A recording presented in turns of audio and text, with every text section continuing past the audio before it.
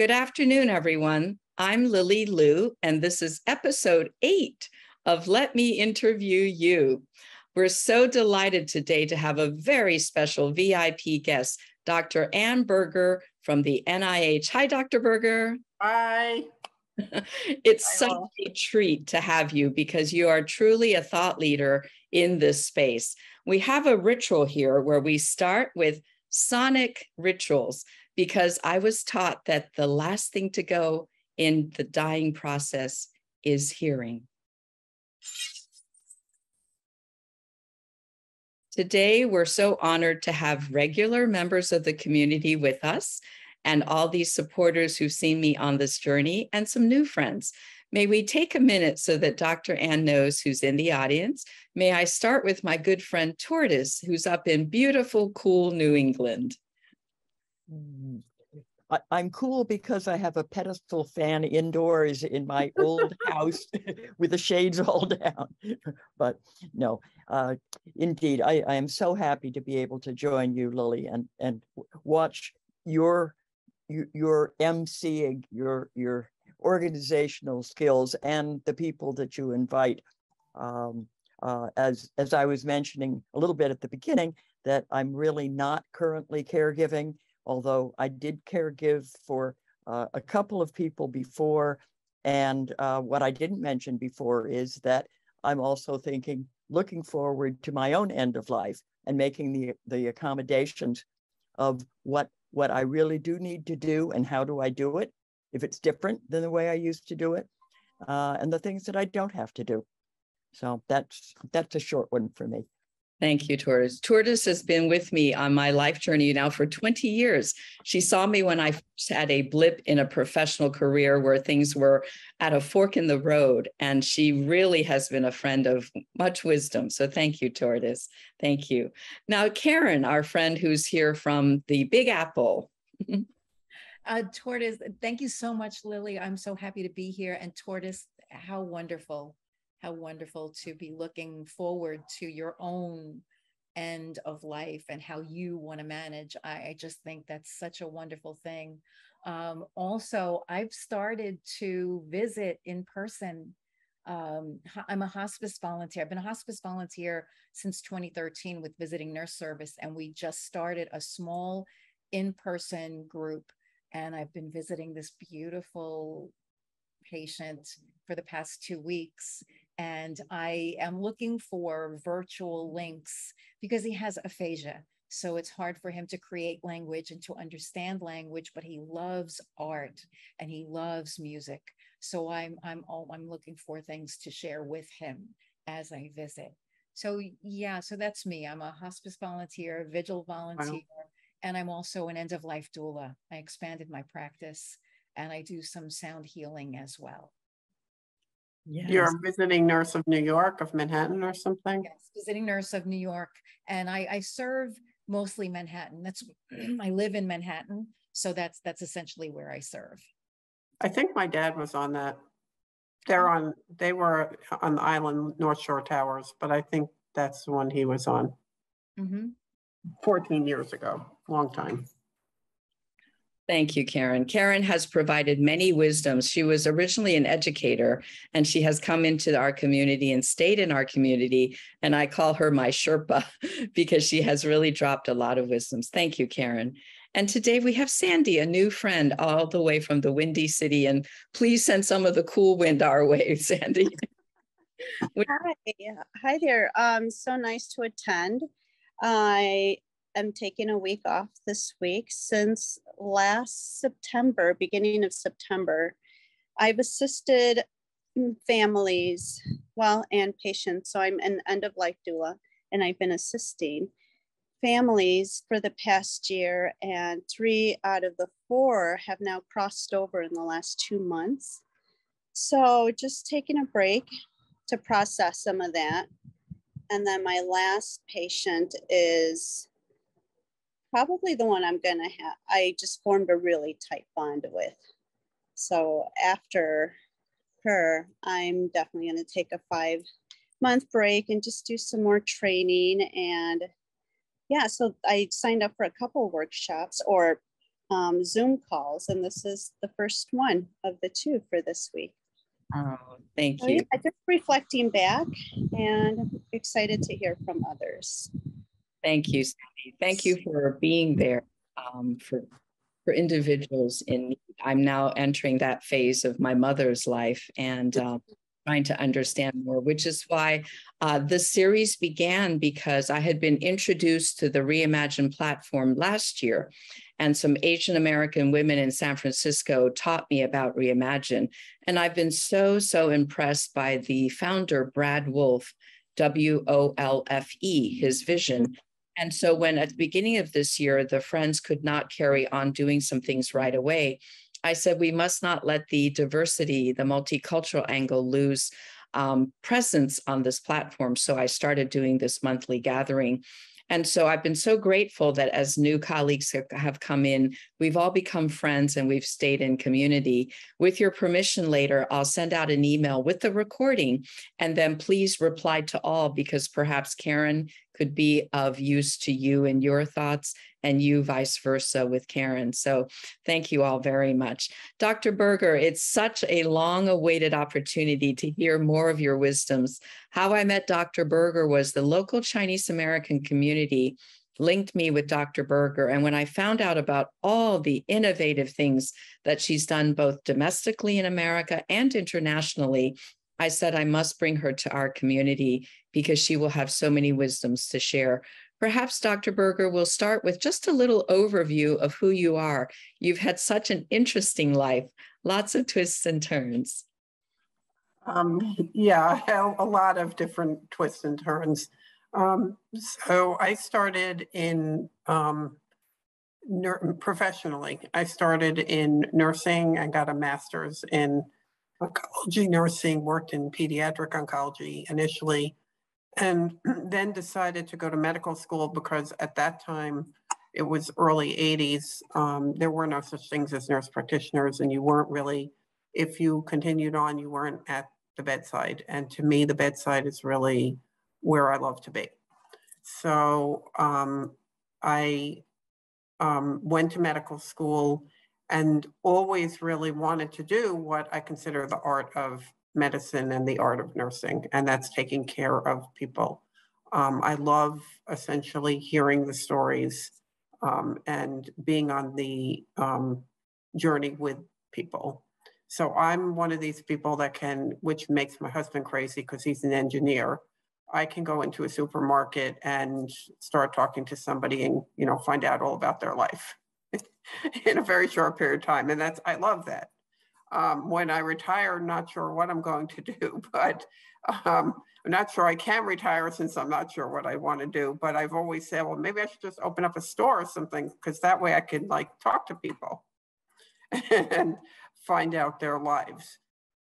So I went to become an oncologist thinking that was the way to do palliative care. At the time, palliative care was not really a formed field in this country. And so there was a group of us that helped to form it. You know, I did it by editing the first major textbook in the field, and just, you know, a bunch of us thinking about how it should be in this country. Over the time of my lifetime of healthcare, it's now become, hospice and palliative care has become a field, a fellowship field where people take boards, and, you know, we're like cardiology, gastroenterology, like any other field. So that's kind of quite exciting. I also have seen medicine from all sides, so that I have significant medical history. I mean, as much as probably most of my patients. I've had heart surgery, I've had breast cancer, I have a neuromuscular problem. I'm on a vent at night, and that's only me. My husband has had medical things recently. My daughter at 23 had cancer.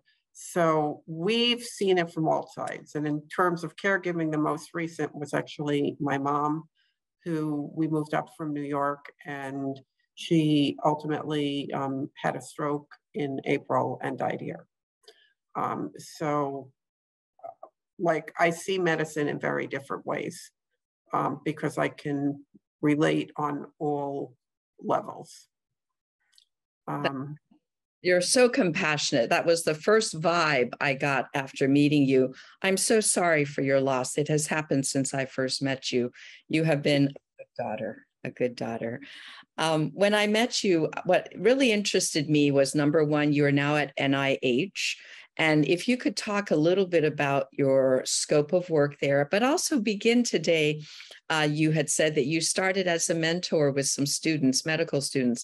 I think that is such an important pearl to drop today, please.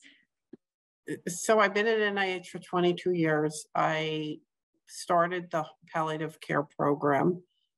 Interestingly, at the time, I think they thought it was going to be a small clinical program, and we're far more than that. To me, palliative care is not just end-of-life care. Hospice is end-of-life care. Palliative care is the psychological, physical, psychological, social, and spiritual dimensions of care for patient and family. So it's anyone with any life-threatening illness. And that's most of the illnesses we have. We don't cure much of the illnesses in medicine. The part I think that's most important is really the psychological, social, and spiritual dimensions. So we have an active clinical service always. And at NIH, if anyone knows, everybody's on a research protocol. People come very, very ill to the NIH. So theoretically, we could see everyone. We see about a quarter of the inpatients at any given time. We have probably the busiest education program. So we not only have 2 fellows that do hospice and palliative care for the year, but we train all the cancer oncology fellows from both NIH as well as Walter Reed. We teach GW palliative care fellows. We teach pain fellows. And then, like you indicated recently, I was asked to mentor medical students, which I totally love, because I could be a career coach. Another thing I really like doing with young people. And today was their first day of medical school, mentoring this whole group till 2026, and really the thrust of this program is to make them compassionate, empathetic physicians. And so it's teaching them how to keep the compassion and empathy they had when they started. Because we have actually a big problem right now where medical people, doctors, nurses, are leaving at huge amounts and not staying beyond a few years out of training, and this is extremely worrisome to me. Yes. So the other area, I've done research, and we can talk about that, in psychosocial spiritual healing, where I developed a tool called the NIH Heals. And the other research I've done is wellness for healthcare providers. So we've done mindfulness, we've done nature. Right now we're doing a nature plus mindfulness program for healthcare providers that took care of a lot of COVID patients. So it's, wellness equally, I see that as healing the healer. Well, give you a chance to get a drink of water. We always say we give ourselves grace and time, maybe because we're such a small community and such a safe place. If any of the things that Dr. Berger said resonated with you, please feel free to unmic yourself. For me, I think what struck me is that you are teaching the future, and we are truly at I guess this existential crisis in the medical field and in education, with everybody leaving. So I'm so glad there are thought leaders like you out there who are trying to help them, because I've always felt that in the workplace, we must bring our whole self. And so many workplaces don't have that opportunity. And I'm so, so grateful that there are medical leaders like you. May I ask Karen to unmute herself, unmic herself, because both you and Sandy, what resonated with what Dr. Berger said, please? Oh my goodness, so much. I was supposed to have a meditation and yoga session with the staff at Ronald McDonald House today. It's something that I've been dreaming of doing with them, but IT hasn't been able to put things together yet. So we're putting it on hold until the end of the summer, the end of August. But that self-care is just such an important thing for everyone, especially healthcare providers, especially caregivers, because we're trained or we're raised to believe that the care goes that way, that it doesn't go this way. So that resonated. And the other thing that really resonated with me as well is the way that you're teaching the new people, that you are teaching them to be compassionate, empathetic providers. It's palliative care. One of my clients had such a hard time getting her mother into palliative care because her doctor did not want it. There's still this thinking in some places where even palliative care is giving up. It's like there's such a push to medicalize everything, where I think sometimes we just need to take a break, back away from, do the psychosocial, do the emotional and spiritual, and then provide the medical as we need it. So thank you for really bolstering the compassion and the empathy aspect for these future doctors.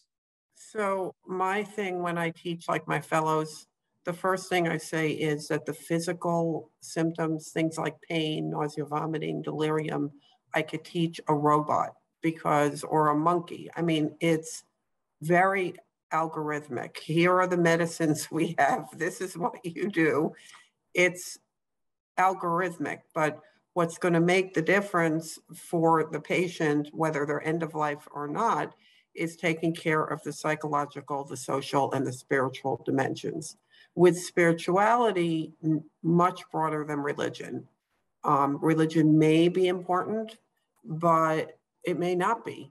And people are getting spirituality from connections with art, with music, with pets, with nature, lots of other things. And really, I think, our program, it's because this is what I feel. The most important thing is the psychological, social, and spiritual, which is why my research has gone that direction. Because physical, any doctor can do. And even a lot of hospice and palliative care physicians seem to keep to the physical part. And, it's the medications, which is just sad to me.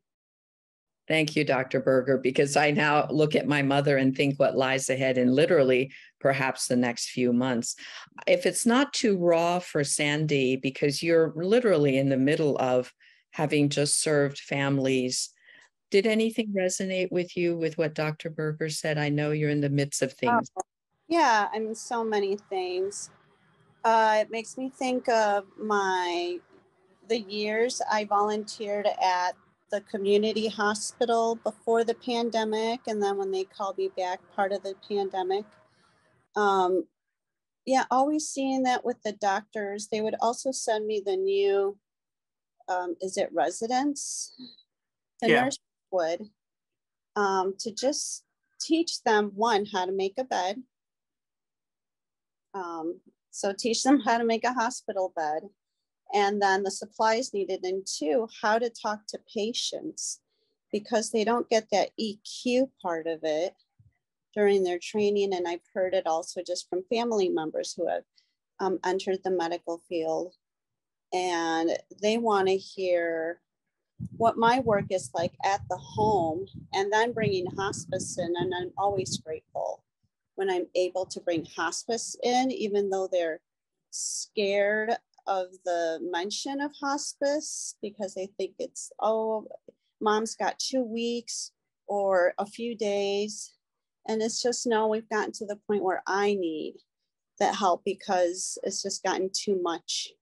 The bathing, the following around the house when they should really not be walking as much, with just so many things. So I am grateful when that investment is given to new medical students, to what you are providing, and getting pulled in so many directions. That's why I'm 49, finally getting to the point in my life where I have come so far in setting boundaries and saying no, right? My daughter, only child that we have, is 8. My husband too has grown up some, so I'm able to pull back some more. So really taking those times to enjoy life. Know that I'm nobody's hero. Can't be anyone's hero. Yeah, I just see in my boundaries also. I mean, it all resonates on so many levels, you know, and all the dynamics I worked with this past few months, the siblings, when there's a lot of kids. Yeah, too many chefs in the kitchen. Family dynamics. Yes, yes. Doctor, do you have any words to share with the doulas, Karen and Sandy, at this point? You know, what would help them for their self-care, especially Sandy right now? She's really in the middle of that period. Wow, you've given so much of yourself. It's now time to replenish you. Dr. Berger, any words of wisdom? So I think, you know, today what I actually did with the medical students was ask them to tell me, because I'm going to be with them for 4 years, what brought them to medicine? Why are they here? And the stories were fascinating because many not only had parents or grandparents that were sick, but they themselves have been sick. And I think, you know, along the way, they forget that. My second question, which we didn't get up to because I only had an hour with them, was what do you do for self-care? I don't think that there is a magic bullet. And the more and more I'm now doing the research, as well as I'm also one of the wellness coordinators in the hospital, I don't think that there's a magic bullet. Wellness and self-care is what echoes, you know, with you and the things that you find important. So if it's being with family, if it's travel, you know, some people, if it's prayer, some people enjoy mindfulness, some people like yoga. I mean, I think it's different for everybody. I mean, I always kidded when I speak to young people, one of my self-care things is shopping. I'm a professional shopper and only things on sale, but I am a professional shopper. And so, you know, I think, in fact, probably one of the most traumatic days this year is going to be on Black Friday, because the last good day before things started going downhill with my mom was Black Friday, the day after Black Friday. And my mom and my daughter and I went shopping. And unfortunately, my daughter is going to a wedding that week and was actually nervous to tell me about it. And I'm like, no, that's fine. But shopping is a huge self-care for me. So I think everybody, you know, Sandy, Karen, I mean, I think you need to figure out what are the things that gives you joy in life.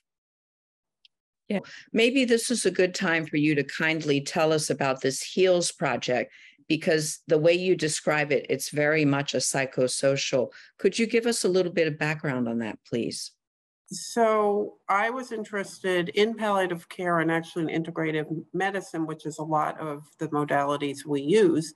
With our patients, we do Reiki and biofeedback and hypnosis and acupuncture. And because to me, that takes care of the suffering component, the psychosocial spiritual component. And so healing is a word that is used a lot. And when I had my breast cancer, which was probably one of the first bigger things that I had, I was 40 years old. And a few months later, I had the experience of feeling like healed from this. So since that point, even though I've had heart surgery since then and a lot of other major things, I mean, people laugh because it's kind of up and down the body, you know, but I'm still running around doing a lot. So I felt healed, and that has extended to, you know, every other time something occurs. So I wanted to understand what healing was. So the first thing we did was we interviewed people who had cardiac illnesses, cancer, and HIV disease. And we asked them about what healing meant for them. We then, from those studies, were able to put together themes. And from those themes, we were able to put together questions, which then made it into a measurement tool. It then takes about 10 years to validate a measurement tool, but we now have a validated tool that is being used a lot in all kinds of different studies to look at psychosocial spiritual healing. And the three factors that we found, the three things that were most important was, number one, connection. And connection could be to people, to God, to arts, to whatever, reflection and introspection, and trust and acceptance. And since doing that tool, we've had the tool not only validated in this country, but we were able to validate it in Africa because I had a postdoc student there. And so now it's being used both clinically and in research purposes in Africa. Wow. Wonderful. That's a lot of information. I'm going to let Karen and Sandy take the lead in asking deeper questions. Wow. From your own experience. Karen and Sandy and Tortoise, please feel free to unmute. This is so much. Say that again. Now, one last thing to Karen, because I've been keeping it in my mind and have forgotten to say, we also have available just on our website, NIH, just Google pain and palliative care, because I could never find the site. I can try, I'll try to send it to Lily, but in fact, Jen knows how to find it, but I have to Google it to find it. But there is a 10-day free mindfulness course that anyone can use. And it was made up by one of our psychologists. Yeah. I'm hoping this will be a chance for everyone to network. I'm going to close my video for just a second to check on my mom. She's a little too quiet and I'm beginning to worry. Thank you. Go ahead, Sandy, please. I'm curious, when did you get into palliative care? I always have thought about, boy, I didn't hear of that type of care until the last years, I would say. Did I hear the term? And if I would have known in my younger years when I was trying to decide what majors to take, that would have definitely been a field I feel I would have gone into more. So in this country, in Canada and the UK, it's been around a long time.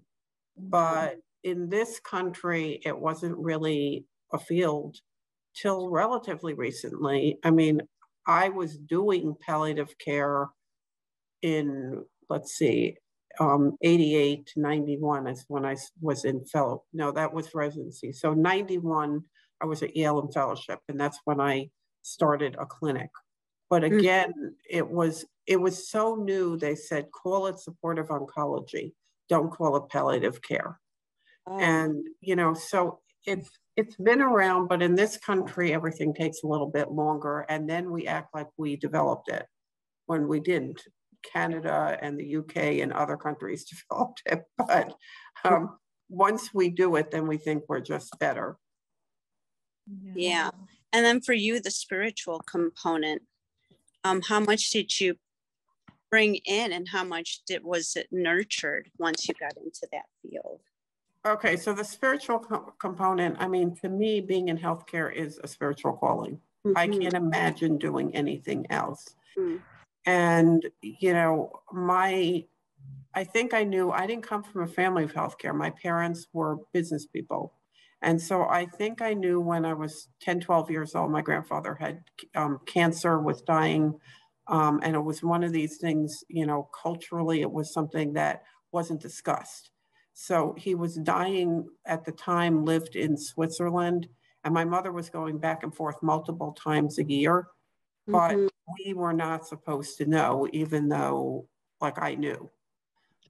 Then I started volunteering in a hospital, and it felt like this is where I have to be.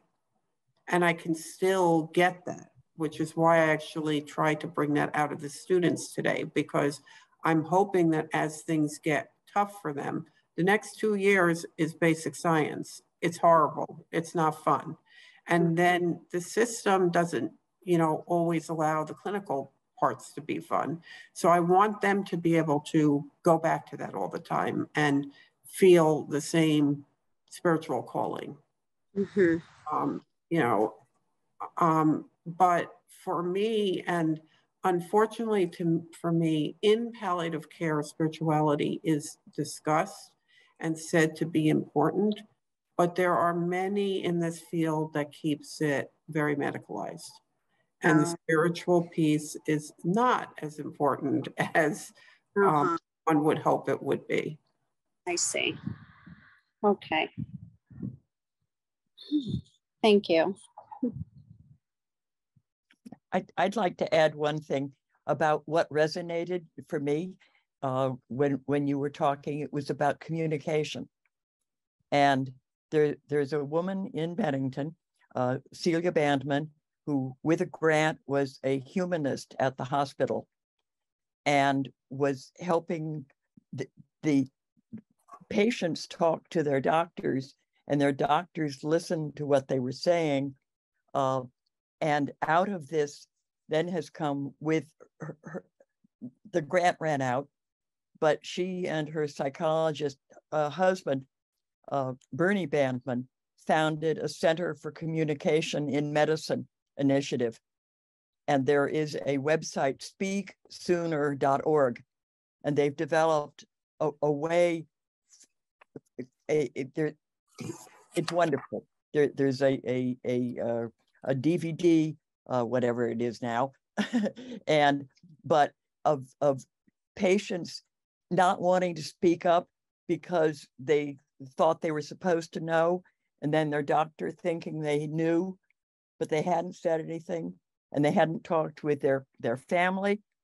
And so the whole idea of getting it out, and then quickly, my connection with palliative care is that the same husband-wife team put on a panel with a long-time suffering patient, the oncologist, the palliative care specialist, and a caregiver, and they're all each from their point of view, and it's a team, and I think that to me is this is like a coalition. You get the people who are all caring about the same thing, but from slightly different angles, and if they can speak and listen.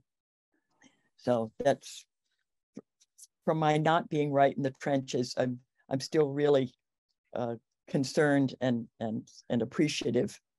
So there we go. Thank you. I personally will not go to a healthcare provider unless they have compassion and empathy. I just won't go. I mean, I've walked out because, especially I have a lot of rare illnesses, and it's not happy all the time, particularly for females. And so if the doctor is not personable, I'm out the door and I will not go back. I feel the same way. Like, even when I'm researching a doctor that I need to go to, I look at bios, and if I get a sense that the doctor, for example, I had to have my knees checked years ago. It was like 2013. I needed someone, a specialist in knees. And the doctor that I found, in his bio, it said, we work to see how the body will heal itself first before doing medical interventions. I'm like, I'm your gal. Yeah. You know, Right. that's what I'm looking for. I'm looking for people because I don't want to take medication if I don't have to. I don't want any of that excess intervention unless my body is not willing to cooperate, you know, or not even that it's not willing, that it can't, that for some reason it can't find its way. Because Right. I also believe, and I want to ask you too, that when we start like really focusing in on the energy, when we focus in on the Reiki, on the spiritual, on the psychosocial, on that aspect, that seems to allow the body to relax into finding its wholeness, to finding its place of health. And I find it with my brother had a terrible time a few months ago, actually for the past few years, and he lost the use of his left hand. So he went to physical therapy. He's regained a lot of it back. But near a few months ago, he was just really upset because it wasn't 100%, wasn't coming back. And he would go to physical therapy and then he would work at home and he would work the hand and work the hand and work the hand. And I kept saying to him, stop working the hand, treat it like a baby, give it a little bit of rest. And now fast forward, something else happened and he had to leave physical therapy in order to do more mental therapy. And his hand is coming back. Yeah, absolutely. Yeah. You know, it's mind, body, spirit. Mm-hmm. If you don't take care of the body and the spirit, the mind and the spirit, the body doesn't get better. No, yeah. Amen. Dr. Ann, because you've worked with the folks in Africa, I think we in the West tend to have a very Western-centric viewpoint. What have you learned by having colleagues working on these issues in Africa from the HEALS methodology getting validated over in Africa? And which part of Africa, please? I've learned now West Africa and all the other different parts of Africa are so different. So I was doing work over in Uganda, but right now, as we speak, the postdoc I'm bringing over is actually coming from South Africa, which is very, very, very different than Uganda. I've also been involved in teaching palliative care in Ireland. So initially I went there, in Croatia, and a fair amount of work in the Mideast, which included all the countries there, which was a very exciting project. That was not the research, that was more teaching palliative care. We are in this country very Western centric and very Christian. You know, as a Jewish person, I can kind of say that. I mean, it's because we are a minority. Of course, most people don't know that, but we are a minority. We're only 15 million in the whole world. We're only 6 million in the United States. And so we're always trying to teach our fellows, you know, about culture and cultural diversity, because it's important. I mean, there are a lot of different cultures just in our country here. I recently published a book, which is one that I'm most excited about, on psychosocial spiritual healing and cultural diversity globally. And so we had people from all over the world, you know, and I can send you a link to that, involved, you know, in writing chapters. And there are different ways that people do things. So, you know, when, you know, Tortoise, I know you were talking about communication, but there are cultures where families don't want patients to know, and frankly, patients don't want to know.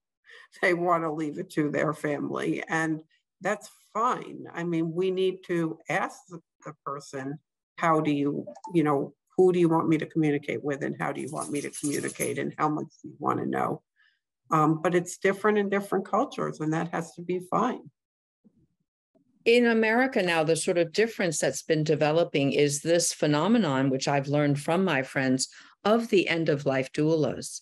And there are many different trainings and things. I've had friends go through an online training. There's something even up in Bennington, I think, Tortoise, the University of Vermont, there's training on end of life. When was the first time you crossed paths with an end of life doula, Dr. Ann? Because in my mind, it's a relatively, it's sort of coming from the birth doula concept. When did you first come across working with a end of life doula, if? I think probably a few years ago.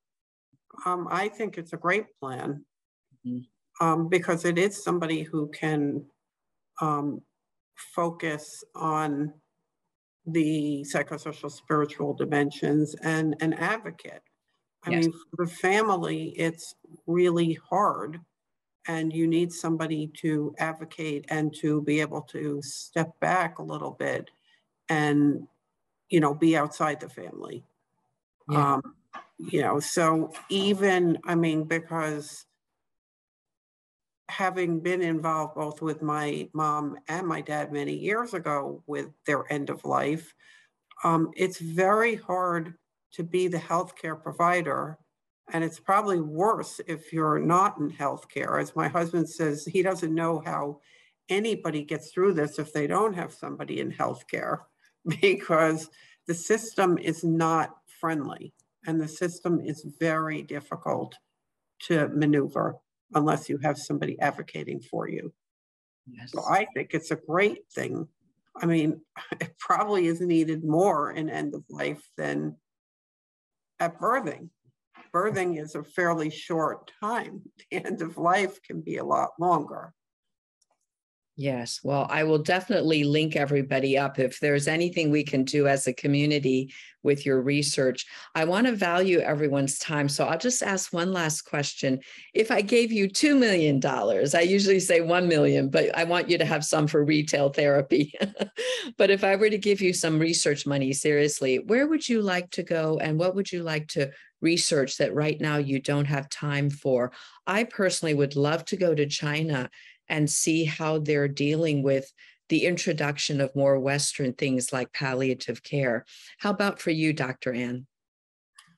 So I actually would like to see and, you know, be able to educate globally, you know, China as well as other countries, which I've done, but also doing research in those areas about healing, because I think things like connections might be different. At one point, I almost got to go to Vietnam and validate the heals, but it was actually very difficult to get through because they're communists.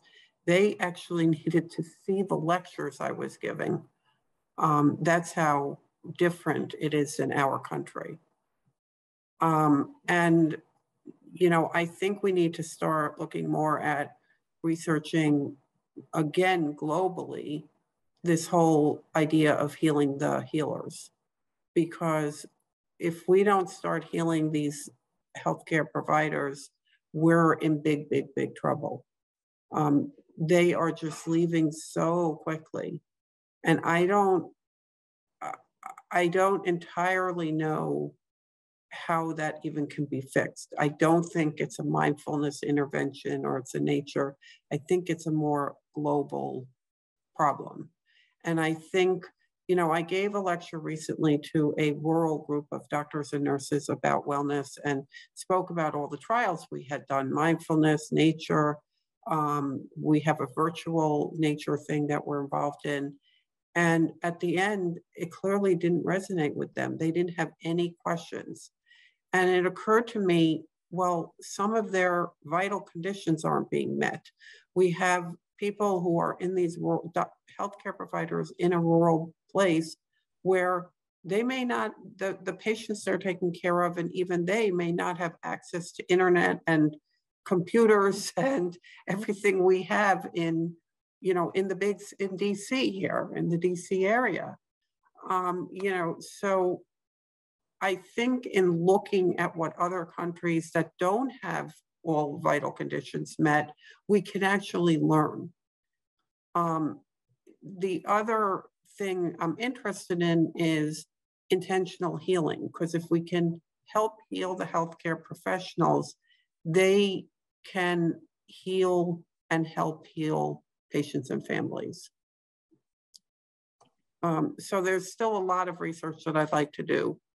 Well, But I don't think it's going to be easy finding $1 million.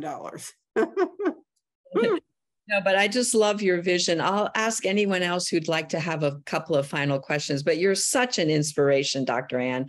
I'm going to go out and start raising money right now, because I think what you're bringing is something that's so needed in this time, especially. If anything, people have said the pandemic has been like the tide pulling out, and now everything is exposed. And you have noted quite a few issues in the medical profession. Thank you. And look at all the inequities that, we've seen. I mean, it's huge. Yes. Well, please let us offer as a small community if there's anything we can do, because literally our friends who are the care end-of-life care doulas are really on the front lines. If we can be of anything, help to bring back things from the front lines, give you intel, we would be honored to, because I so respect Karen and Sandy and the work they're doing. And thank you, Tortoise, also for your touching exploration of what it means to be that, trying to be a healer at this time, and then all the different permutations of life. Karen, Sandy, Tortoise, any last questions, please? Not so much a question, but maybe something, well, I guess it could be a question, just something I've been searching for the last 3 years, is looking for a conflict resolution type workshop or course. That would be very beneficial, at least for me. In the sense of family dynamics? Yeah. I'll raise my hand to help you do that one. Let's get together, because if anything, I'm facing it in my own, sibling network. So, I would love to. Okay, Dr. Ann, now we're going to hit you up for a grant. No. But that's that's the thing, is people on the front lines identify the needs. Karen, please. Yeah, no, not so much conflict resolution. Because we're trained that there's a time period where you can help people to heal their wounds, but I don't think I have enough, and I don't think I want to have that extra to be also that. I want to hold the space and allow the family and allow the patient to have their journey. Right. That's what because it just adds another thing that I have to do, rather than be the advocate, the documentarian, the person who's in that world. I guess for me, it's more on how to advocate for my patient when half of the children want to do things their way and the other half understand why we shouldn't move mom and insist on force feeding her. And so it's more, I guess, that for me, like, how do I navigate those conversations or stand up for my patient without losing it and just getting a little firm, just more guidance. Yes, I totally agree. It's all the different permutations we have to, the different hats. Yes, well, let's start our own little group. Thank you all. Dr. Ann, I know you're busy. Any last words of wisdoms for us who are on the front lines, either as a family caregiver, past friend caregiver, end-of-life doula, literally going with patients through this journey, besides, of course, watching our own health? I mean, just continue, doing the best job that you can. I mean, you're doing great. And I think if you can encourage whoever the patient is to speak up to what they want, that helps a lot. Yeah. Because, and then, bring in the family and say, here, listen, this is what mom wanted. Is there a definition then, and one last question, and then we'll end.